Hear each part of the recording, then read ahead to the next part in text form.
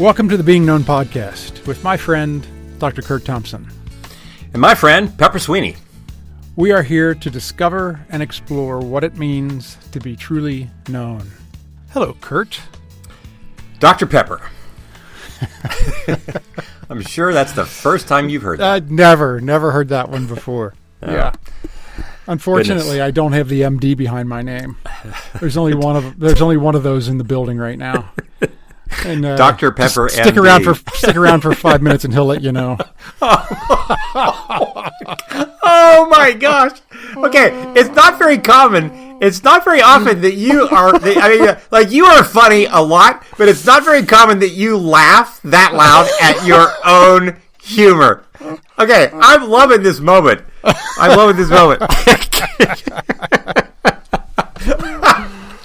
Oh my gosh. That's so good.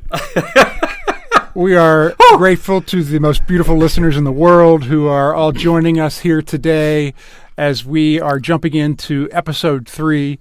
If you're just joining us for the first time this season, go back to episode 1 or stick here if you want. But we are talking about rupture and repair. And this is a season that I think a lot of people have asked for, and Curt is delivering for sure. So go back to episode 1, listen through, and be here with us. So here we go. Yeah. Well, I'll just say this much to start us off, Pep.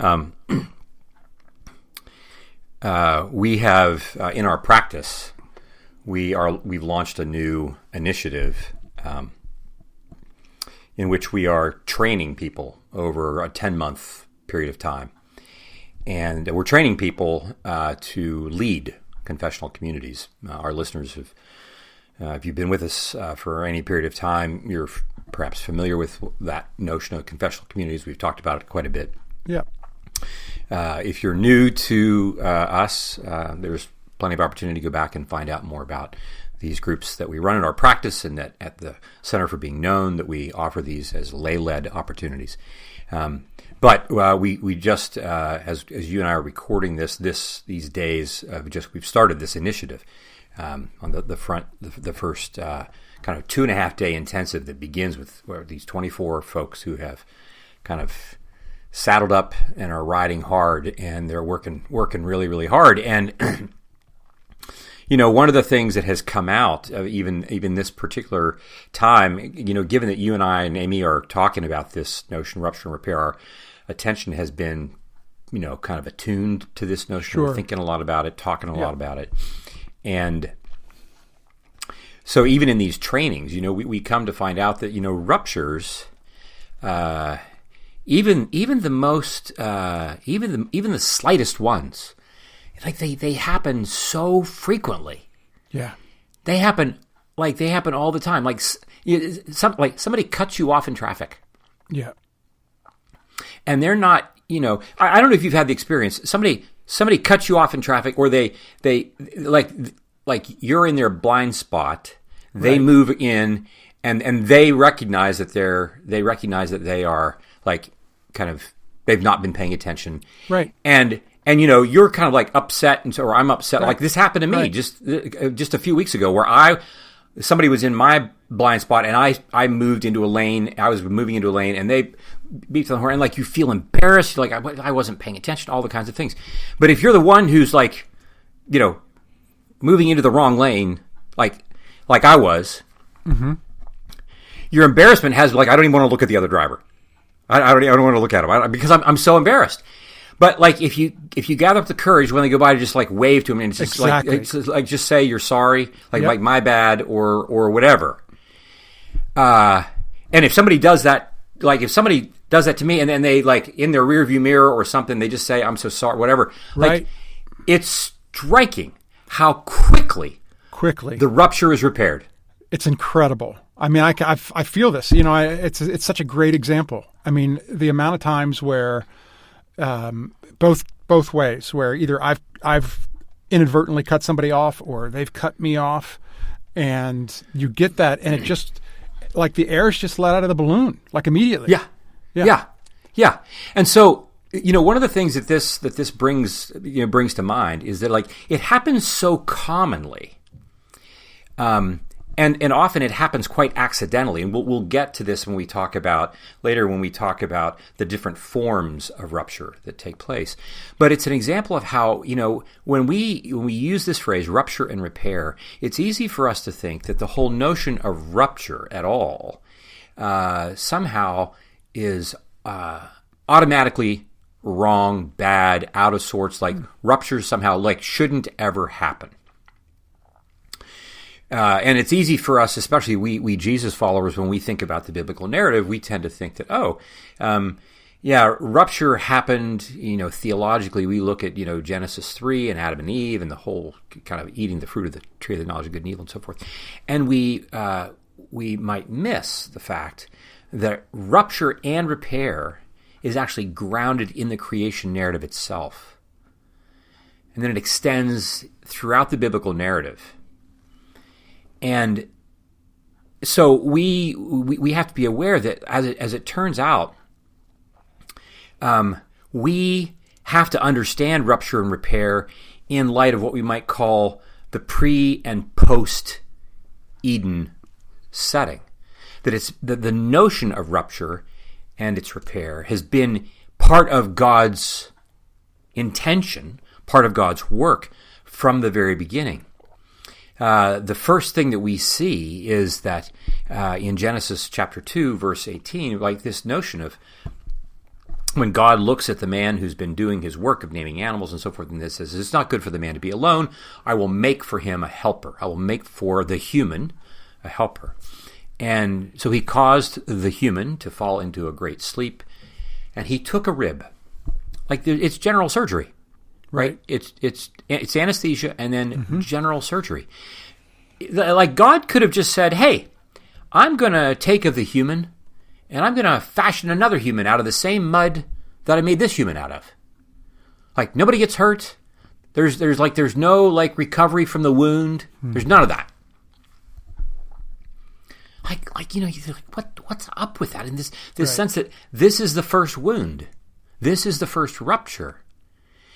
But we don't think of it in those terms. Like who would ever think of rupture being something that God would cause? But part of how it is that we even imagine rupture has everything to do with the fact that we are in a post-Eden setting. But if we were in a pre-Eden setting, we see that the first repair, and he closed up the space. He took a rib and he closed up the space. God repaired it. Mm-hmm. But the difference here was that God had an intention of beauty and goodness, because when he brings the woman to the man, after the wound, after the repair, what does the man do? The man does not curse her. The man is not like, what? No, poetry and song. Poetry and song. Yeah. It reminds me of childbirth in a way, right? Yeah. We don't, a couple of dudes don't need to be talking about the pain of childbirth, but we've both seen people that we love go through it. Right. Right. And, right.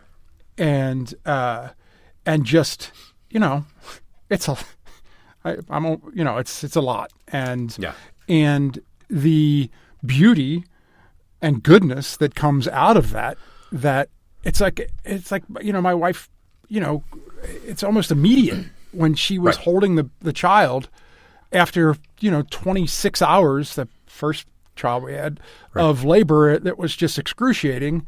Right.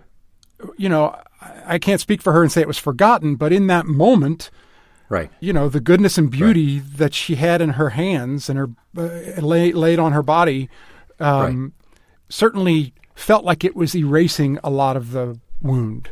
Right. Well, and I even think, again, back to our first kind of example of like people who cut people off in traffic inadvertently even. I think of how, when there have been those moments of repair, when someone, apologizes, or it is this fascinating even physical experience that I have of like, if there is a repair that is made, like it's as if like, oh my gosh, like I feel better than I felt before it even happened. Yeah, I don't want to derail us, but I don't know if you remember the story I told a few seasons ago where I must have inadvertently cut somebody off. I don't. I wasn't even aware of it happening, but I must have because of what came about. Right. I pulled off an exit, and as I got off the exit, the car came roaring up the side of me and pulled in front of me, like teed in front of me, so I had to stop. And then there's people behind me, so I was trapped, and these two young females got out of the car and basically, verbally assaulted me. And so, like we're up against my window, spitting, like spitting on my window, calling me every like things that I wouldn't even couldn't repeat. And talk about I obviously, at first I said, whatever I did, I don't know. I'm sorry. I have no idea what's happening here, but that they didn't get the satisfaction that they wanted evidently. But talk about a rupture that wasn't repaired. Right. Eventually they just, gave me the one finger salute and threw water bottles at my car and drove off and let me go. But, but that juxtapose that to, if I would have had given me the opportunity, of course I would have apologized for even not knowing that I did it. Right. Yeah. Right. And it's such a contrast. And it is, again, so I think about whatever it was, this is the thing, right? Whatever it was that happened to them involved, whatever happened to them, not just with you, but what happened to them beforehand, that came roaring up beside you and cut you off and so forth. Whatever happened to them, that's all post-Eden. And those are the kinds of things that happen to us frequently. And maybe we aren't hopping out of our car and raging at whoever it was that cut us off. But we were holding grudges. We're telling, and sometimes, there are many people who are listening, our listeners, for whom when these ruptures happen, like you're a person who is in a much, much lower scale on the power gradient. And you have been wounded. There's been rupture that has been caused by somebody who's really hurt you badly, truly. And you're not in any position, and the whole notion of even going back to try to repair the rupture and so forth seems unfathomable because of all the power dynamics that are involved. Right. And we'll get to those kinds of things. But again, it is to highlight, what we're trying to do here is to highlight that ruptures are not in the beginning, they are not the idea of evil. In the beginning, the notion of rupture is God's notion of moving us into growth, moving us into a place of more maturity. When he gives the woman and the man the choice of the two trees, there is the potential for rupture, but within them, like when the snake comes and tempts them, it is like he's not messing around. It is a real test. It is not like, oh, that's not much of a test. I don't know. I don't think I would be too easily willing to give in to the temptation to rob a bank. I'm way too afraid to do that. So I don't see it. But and so that wouldn't be like a real test if somebody knocks on my door and says, "Hey, let's go rob a bank today at 3:00." Right. And so that doesn't feel like much of a test. But the test, there is a certain rupture. There is a certain growth into maturity. That we'll talk about here in just a few moments. This notion that every time we're growing in maturity, when the man was going to grow into maturity, which meant he's now going to have his person with whom he has to collaboratively live in the world. Even though it wasn't good for him to be alone, he might say, or the human might have said, yeah, it's a lot simpler if I'm just by myself and I don't have to think about other people and all these kinds of things. But it's still not good. It's not complete. And so now that we have the other people in the world, there is the potential for rupture to take place, and God's initiating that. And then we get to the 3rd and the 4th chapters and on into 11th chapter of Genesis, and we see that then these ruptures, right? The rupture that we read about in Genesis 2, where God, conducts surgery and then closes up the wound and brings the woman, and poetry and song, right? It's a party. Right. with Genesis 3, and then afterwards, the ruptures begin and end in silence. They begin. Say more about that. Well, there is this notion that, as we like to say, the movement toward full-on rupture includes the man's silence in the conversation with the snake in the garden. The snake does not invite a conversation. Doesn't say, hey, let's wait for God to come and the four of us will have a conversation about this. There is a sense in which the serpent is trying to cut off the woman from conversation with God. We're going to talk about God, right? That's good theology. We're going to talk about God as opposed to talking with God. That's very different, right? As I forget who it was. Maybe I heard Dan Allender say it's the first theologian, right? This is the serpent, right? He's one of the. Right. We're going to have a conversation about God, but the man is silent. The man is silent, and then once, right, and this presence of the serpent comes in. Like, why? What's he even doing there? And then the silence of the man, and then once the fruit is eaten, like there's no conversation between the woman and the man. There's no. They just and their eyes were opened. Right. There's this passivity. Right. The wound continues to widen and deepen, and there's a certain violence that is involved in this. And by violence, I mean a violation, right? The serpent is committing an act of violence. And then it necessarily involves everybody within proximity.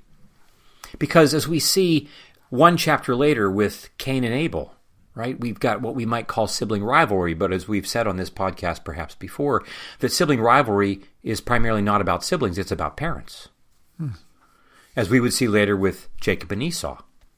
As we would see later with Manasseh and Ephraim, right, with Joseph, when Jacob goes to bless them, and they're like, we're going to switch our hands, and all these things that are happening, like those are our listeners. Like we're in families, and we have the sense that like, oh, we've got ruptures with our siblings that have not been repaired, and we want to say, well, gosh, yes, it's just about me and my brother or my sister. It's like actually, it's going to be about your parents as well, because where there are ruptures between siblings, we can guarantee that something upstream from that has happened.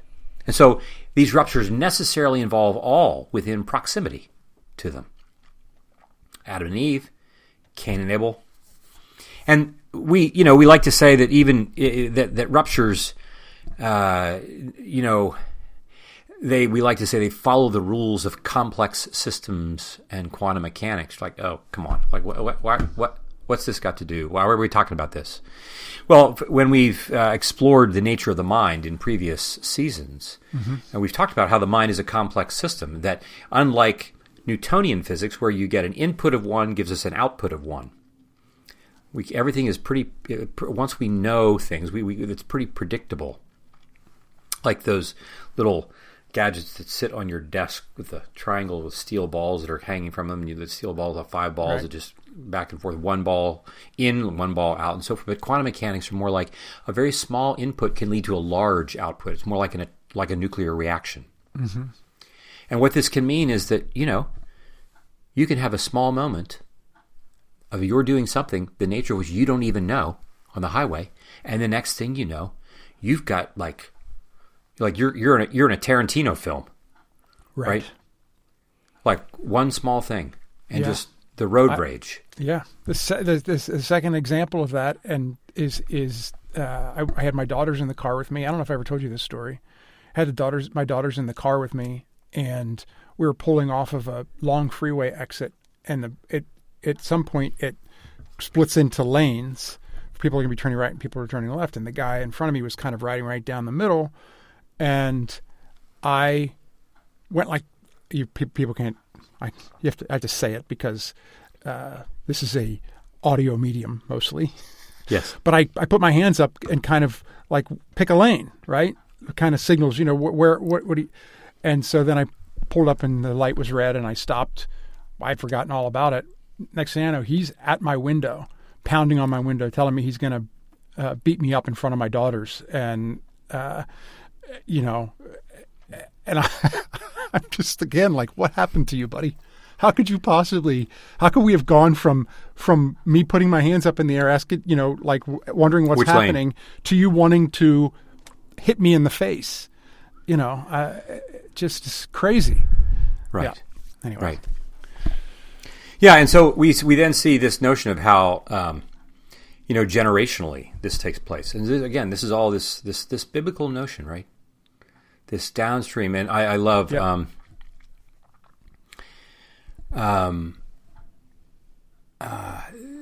Switchfoot has this really beautiful song in which I may have quoted this before, where John Foreman is talking about the notion of his, the author, right, the poet is talking about the notion of his own sense of his life, in which he says, "I'm losing ground and gaining speed."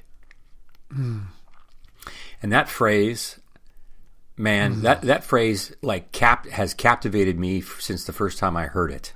This notion, I think the song is called "You Haven't Lost Me Yet," and no matter, we look at if you start with Adam and Eve, you get to Cain and Abel, and the violence from the end of chapter 3 to chapter 11 in Genesis is just geometric in its expansion.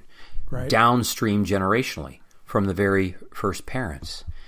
And this is why it's so important for us, one of the reasons why I think that on this season it's so important, because we like to talk about how trauma actually is it's our collection of the embodied memory of unrepaired ruptures of a toxic nature. And we'll get into that. We'll get to that eventually, the notion of toxic ruptures. But trauma really is unrepaired toxic ruptures that we have of which we have an embodied memory. But the thing is, these things, we also collect all kinds of these minor ruptures, right? Like at some point, so you will have gotten through that moment with the two young women and with who were spitting right. on your, and the guy who gets out and he's beating on your window and so forth. But that's residue that we carry with us through our day. Yeah. Right, and we have to somehow okay, where's the small drawer in my body where I'm going to put that memory? And we have spiritual practices as believers where we pray for our enemies and so forth, and we can offload some of that stuff. But it still is the case that these kinds, when we look at Genesis 5 through 11, these ruptures become cosmic in nature. And we then, as a civilization, especially in modernity, because of all of our gadgets, because of all of our delusion into when we talk about progress. I mean, right. Yeah, indoor plumbing is great. Glad I have it. But the reality is that people who never had indoor plumbing or never knew about it weren't complaining about the fact that they didn't have it. They just didn't know. Right. In 1990, I was not complaining about the fact that I didn't have a smartphone. Residents in the hospital were not. We were not complaining that we didn't have that kind of a system. Right. We were just living we weren't suffering because we didn't have smartphones. But take a smartphone away for an hour, let alone a day or a week or a month.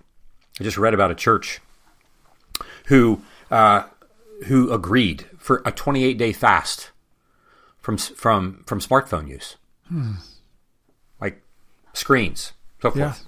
Yeah. Right? And so we have all kinds of ways of burying our ruptures, containing them, and then we wonder why we are in a psychiatrist's office. I would say because you're in my office because of the collection of unrepaired ruptures that you walk around, and it's true for me too as well.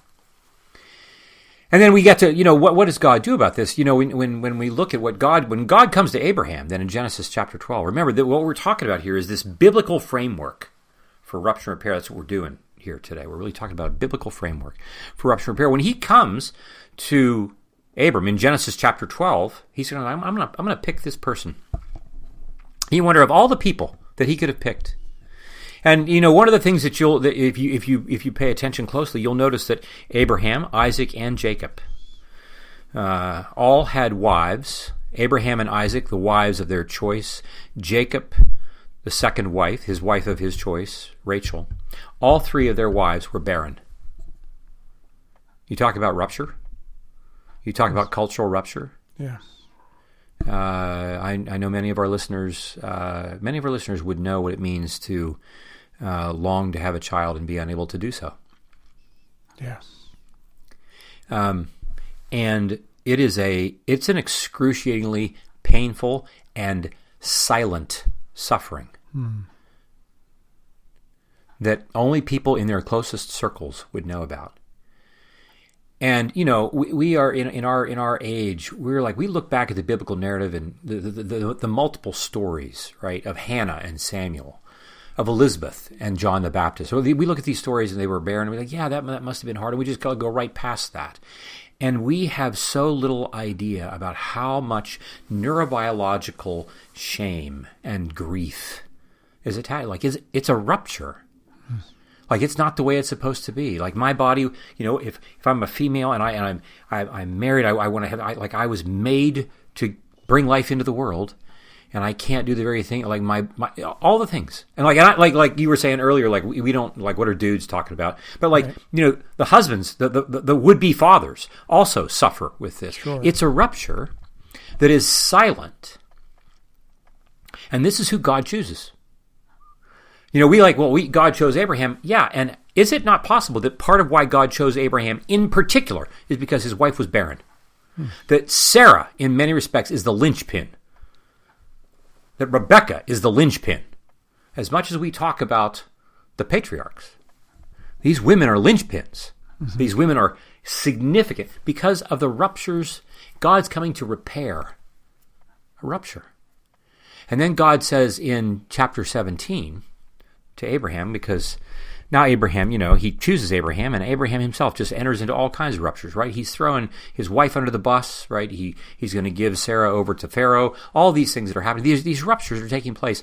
And God says to him, when it comes time to covenant with him, he says, I want you to circumcise you and all the men in your family. I'm like, oh yeah, that's just a sign. No, actually, when did this come? When did he give this? When did he give this order to him to do this? He gave this order to him after he had already been with Hagar, his wife's slave. After he basically committed sexual abuse, having sex with his slave. Right. She's not his wife. There's a rupture. And this is what, it's going to cost him to repair this. It's going to cost him. And so this is what God is willing to do. God is asking us that the repair work is going to cost us. And then when we see what is God doing? God and Pharaoh, right? It's going to cost us to repair, to bring Israel out. Israel's entrance into Palestine is going to cost them. You read in Deuteronomy 13, if you're going to be in this land, you cannot do anything with them that looks like their God. It's going to cost you. We have multiple stories in the Gospels where Jesus says, look, if you're going to be my follower, it's going to cost you. The repair work, I'm going to heal you.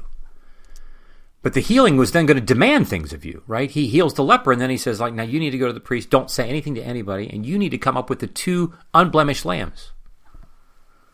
So we see then that on the other side of Genesis 3, that repair work it takes on yet an even more costly nuance, where God closed up the wound in the first wound of Adam, and joy came. This now, where we are now post-Eden, the post-Eden exile, is that we are in these spaces where we are going to be included. If God, if it, as we Jesus followers would say, the ultimate repair also requires the ultimate cost. It is also true for us. Again, back to our automobile story, this notion that when I cut somebody off, mm-hmm. when I'm the perpetrator of the rupture, for me to repair that requires me to walk through my embarrassment. It's going to take me 1,000, 1,000, however many seconds it's going to take me to get up the courage to say, I'm so sorry. I'm so sorry. It's going to cost me something. I'm going to have to do work to do this repair.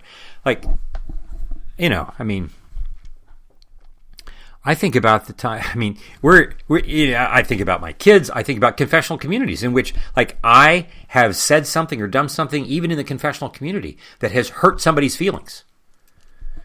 Right. Because I was responding to them in a way that was either, like, too energetic, too forceful, too whatever. And there needed to be a repair. Yeah. And that whole notion is going to cost us something. But the thing that we know is that God is serious about repair. The entire arc of the biblical narrative, all the Gospels, all of the letters, the entire arc is about one long journey of repair that God is entering into. And he's going to do it in the world that we actually occupy. He's going to do it in a world in which he's working with non-compliant patients, as it were. Right? It's like the physician who says, "Yes, I'm more than happy to repair this wound. I just need you to get on the table, and we're going to do the." And I'm like squirming off the table. I'm not. He wants to help repair my shoulder, and I'm like, right. I won't do the exercises. Right. All these kinds of things that we do. But the beautiful thing about this is that, just like everything in the biblical narrative, even rupture and its repair had an initial vision of beauty and goodness. Where we would think rupture and repair isn't any part of the pre-exile world. We say, yeah, actually it is. But its intention and its view and its mission was so otherworldly different in God's imagination than it is for us.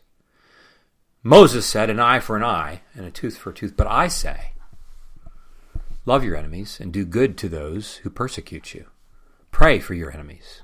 Pray for them. Repair the work. Come and do the repair work. And like Jesus' first followers, I'm just imagining like we don't have a category for this. Right. I don't have a category for this. And so as we continue to walk through all of this season, and we're going to talk a lot about the different forms of rupture and their repair. We're going to talk about all kinds of interpersonal neurobiological features. We're going to talk about relational features. We're going to talk about social and cultural features.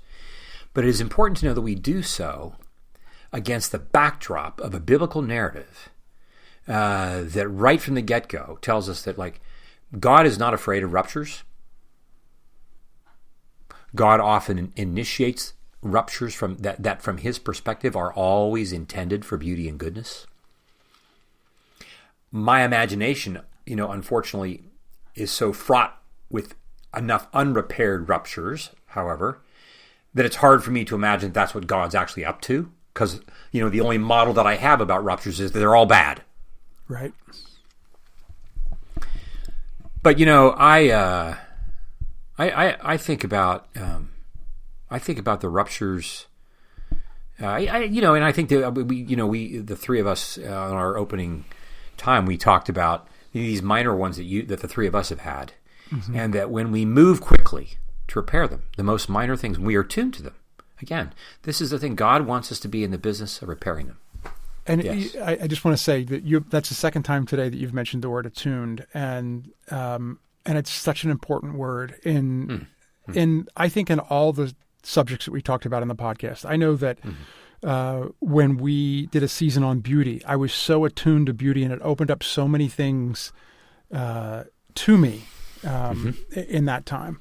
Mm-hmm. And since we started talking about rupture and repair, just being so attuned to it and seeing it in my everyday life it makes such a difference. This idea of just being, just the simple act of being attuned to it is helpful. Yeah. Yeah. Yeah. Yeah. Yeah. Yeah. Well, we've got an application for us. We do have an application. Yeah. And so after hearing about rupture and repair, or its absence, how it appears in the Bible, how does that change in any way your awareness of and what our posture towards them is to be over the course of your day-to-day life. How much more likely will you be to look for ruptures and for opportunities to repair them after hearing this much? So what feelings towards questions for God do you have after hearing about the nature of the role that ruptures play in the biblical narrative? So are we thinking, Curt, that we would like them to journal these things and talk about them with a friend like we usually have? Or what was your thinking in this application? Yeah, you're right. I wasn't. We were. No, you're good. I failed it. We like to say that when we just think of things, I just think things in my head. Yep. They have a certain level of reality to them. Like, I'm thinking about things. When I take those thoughts and put them in a journal, they become even more material because they're going out of my head and they're going onto a page. How many times have I invited people to begin to journal things? And for folks, maybe, I don't know, many folks who are listening to us, journaling might be a common thing for you to do, and so it might not. Might not come as a surprise at all. If you've been listening to this podcast for a while, we frequently ask you to do some writing about things. And part of why we do that is to take those things that are within us and make them even more material. Not that they're not material in your mind because it involves your brain, but we're going to make them more material, more real. And how many times have I asked patients to do this, and they're reticent to do this because, well, what if somebody reads it, number one, but even more so, it's like there's this almost non-conscious awareness that to put this into the world, not just because somebody else might read, but like I'm making it more real by making it more tangible on the written page. I'm making it more real to me. That is now showing, my mind, my thoughts that are now showing up on the page can like look back at me and say, yeah, I really did think that. I'm really thinking these things. And so to write out what your thoughts are, what your reflections are about what's it like for me to consider that actually God has been in the business of, ruptures and repairs from the beginning, but with a very, very different intention. And what does it mean then for us to live into the arc of the biblical narrative and recognize that just as Jesus was, that we are also intended to be agents of repairing ruptures. But as you were rightly pointing out, Pep, like we have to be looking for them in order to do that. And so often my reaction, of course, is to just like I just don't want to. I want to look away. Like not only do I not want to look for them, I actively want to not pay attention to them.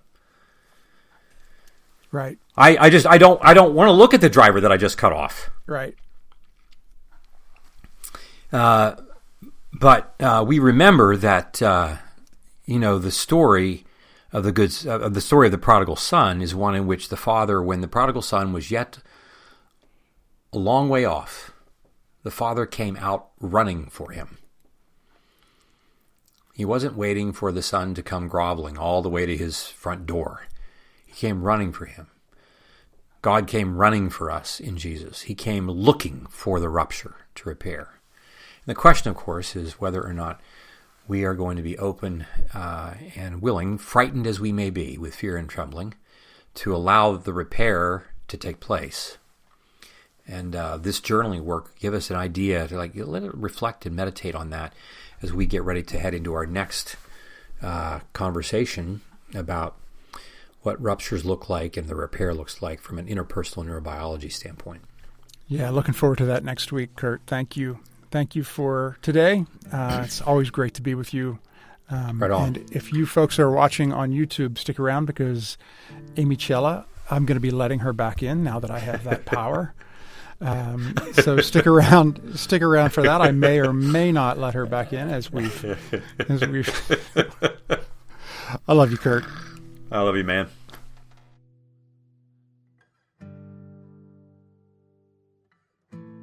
This is going to be a long season. We're going to have to reevaluate the power. Well, now that we're on this, I don't know, long season. Amy, now that we're on this platform, we will have many, many seasons Yeah, celebrate. a long podcast altogether. A long life long together. life. Yes. Yes. Oof. Yes. Oof. Rupture and repair. Okay, a couple of things that you both brought up. Okay, God is serious about repair. Because what that does to me is it's like, okay, he's serious about this. So, like Pep said, being attuned to it, there's no it doesn't behoove us to avoid it. And like Curt, you say, you tell several of your people, you're in my office because you have ignored ruptures, and both great or small. Like sometimes the greater repairs, we're mindful of them, but then these little accumulation of small repairs, and that makes me think of, okay, so we know that one of my favorite sayings is, if it's hysterical, it's historical. I love that phrase. I'm getting all tired of it, but it's like, okay, Pep, here comes Amy again.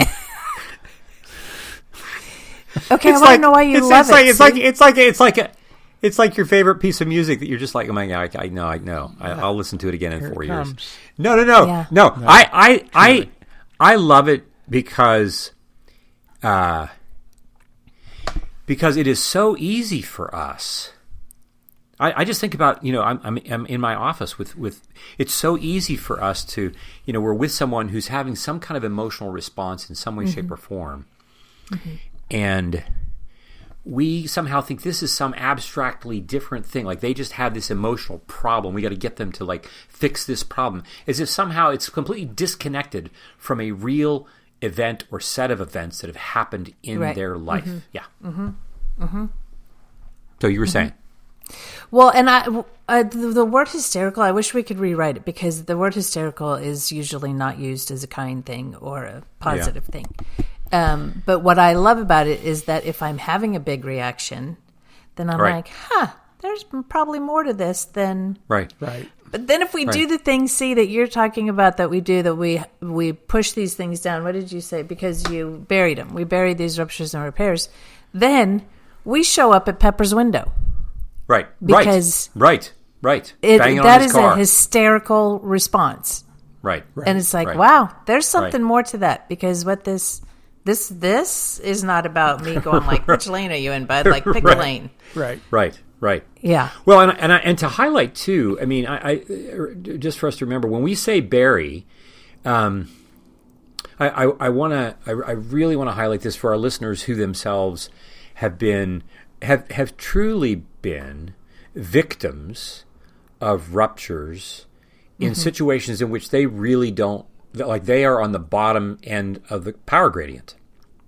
Right. We're going to get to this when it comes to ruptures within church, within organizations, where systems, like let alone the larger cultural realities that we live in this country, with our history of slavery and all like we have our own particular versions of these large block systemic ruptures that have left millions of people in its wake.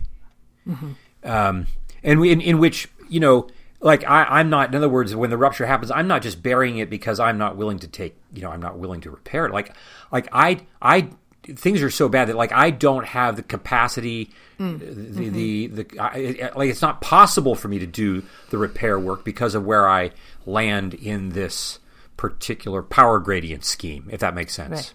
Right. And so I want to highlight that we know within our listening community that there are those who've had that experience.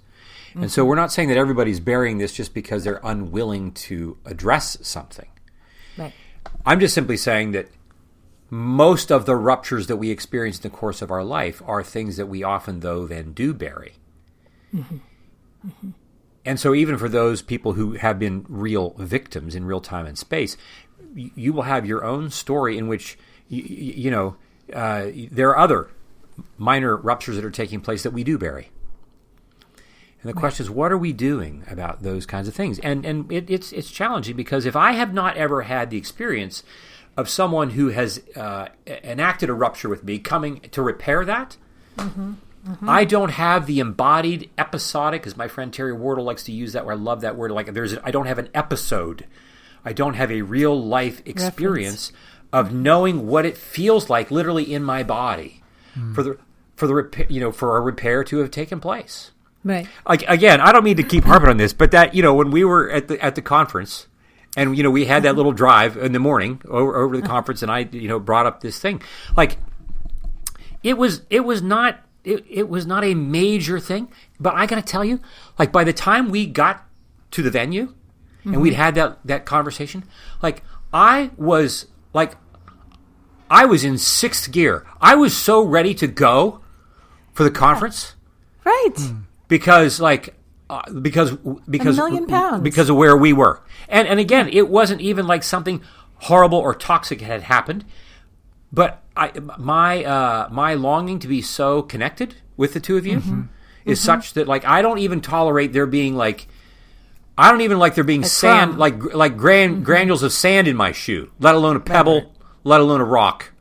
Yeah. Right. Yeah.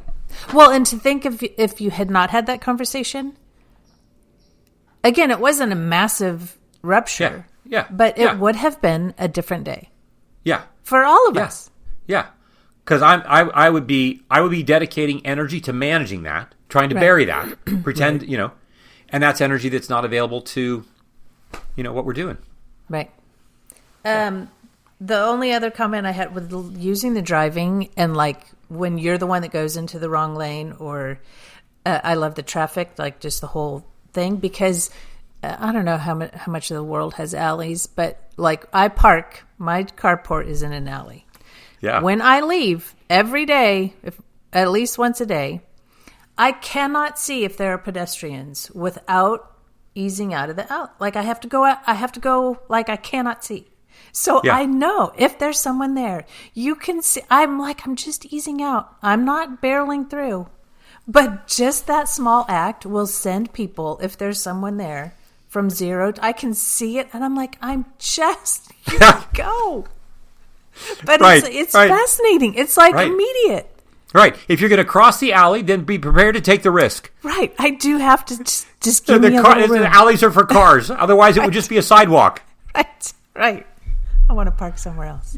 Yeah. Yeah, I'm excited about this work. Yeah. I think it has been in getting ready for this season, but also this episode, it has been...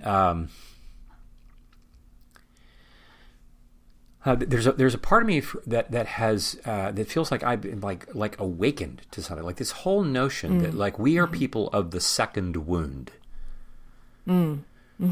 Right? Adam and Eve before Genesis 3 were people of the first wound. We are people of the second wound. Right. And yet God's mission to repair is unchanged from his intention to repair the first wound. And his mission to use the act of repair to create beauty and goodness is unchanged from his mission of repairing the first wound as a way to bring beauty and goodness into the world. This is what he is doing. And yet what we're going to see is that, like, with the human and the first wound, you get all this beauty. It's like, oh my gosh, like Adam, now the man is like out of his mind, and you're like, oh my gosh, here. And if you can imagine for a moment that if it was that beautiful when there was no distortion in the world yet, imagine what the beauty will be like when there has been distortion and God fully repairs. Like it will make Eve's being brought to Adam look like a party for a third grader compared to like a wedding feast. Right. It's hard to imagine, kind of. Yeah, and I mean, this is the thing that God does. We humans, we want to collaborate with evil and bring darkness into the world, and you hear God saying, "Fine, I'll show Give it a you. go. You thought you knew beauty, Adam. You thought you knew poetry and song. Mm-hmm. You have seen nothing of what I can do. And I think just these small measures of, like, when, Pep, as you were saying earlier, these small measures of when we look at how many times, even when you say to people, I'm so sorry. People expect that when traffic, when people expect in those moments, I cut them off, they're upset, we are not anticipating always that somebody's going to come back and say, "Oh my gosh, I am so sorry." Yeah, my bad. I am, and because I'm so embarrassed, I don't want to do it. But, like, let alone are they expecting us to come back and like in a really strong way and say, like, no, you need to know, like, it's really my bad. Mm-hmm. I am really, really sorry. And you watch your repentance, if you will, just engulf what you see was going to be a wave of anger and irritability, and they were about to shame. Like, you could see it coming, and then you watch your own repentance, if you will, your own repair work. You see it in their eyes. There was that, and then you notice their own sense of, like, shame ever so slightly for having good, now they're aware that, like, oh my gosh, like, with all this repair coming at me, like, what am I supposed to do with all my, like, no, stop it. I wanted to have a chance to be mad at you. All the, but no, like this, and this is what we are, these outposts of beauty and goodness. Like, we are little, like repair machines, because we are extensions of the kingdom of God. Beauty and goodness in the world. Yeah. Outposts of Eden.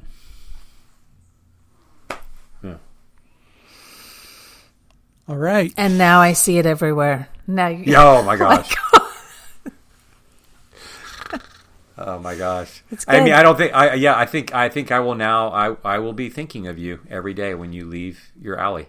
In your I know. car. I'm like, I want to get out of the car and be like, is it clear? You're going to be journal option, journal. Right. I'm a journal entry. Repair opportunity number 17. Right. Today, at 10 o'clock, I was in my car. Exactly. Yes. It's good. All right, guys. Thank you. All right. Thank you. Yeah. Look forward to our next time. See you next time. Love you. All right. Love you guys. Love you.